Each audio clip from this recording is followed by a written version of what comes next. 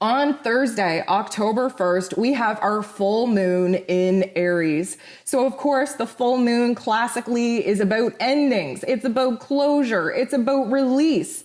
And because this is taking place in Aries, we kind of have to rewind back to Aries season, back in March and April. So what happened in March and April? Well, that is when the world got crazy. So it is kind of hinting towards the fact that we might see some closures take place. We might be able to close some chapters, maybe even the whole damn book on this quote unquote pandemic.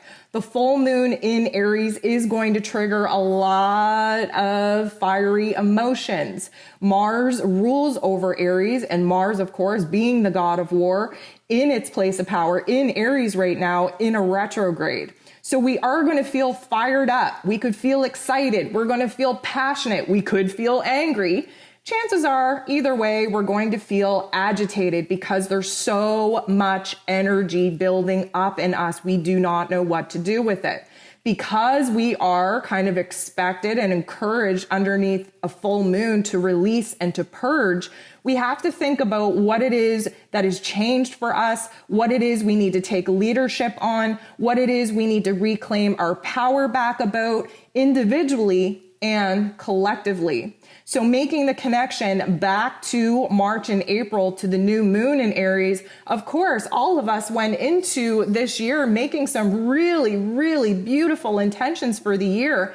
And then the Great Awakening happened. So that did kind of put a quote unquote damper on our plans. But you might realize by now that, we had a detour for our best, highest self. A lot of us are on paths now that we would have never taken or could have never imagined without the type of catalyst such as the pandemic, such as the Great Awakening. And so now it's going to be a really good time, not only to be reflective, to go back and see who it is that you were and how much that you've changed, but to see where it is that your identity has grown, where it is that your passions have grown, maybe where it is that your angers have grown, your frustrations have grown.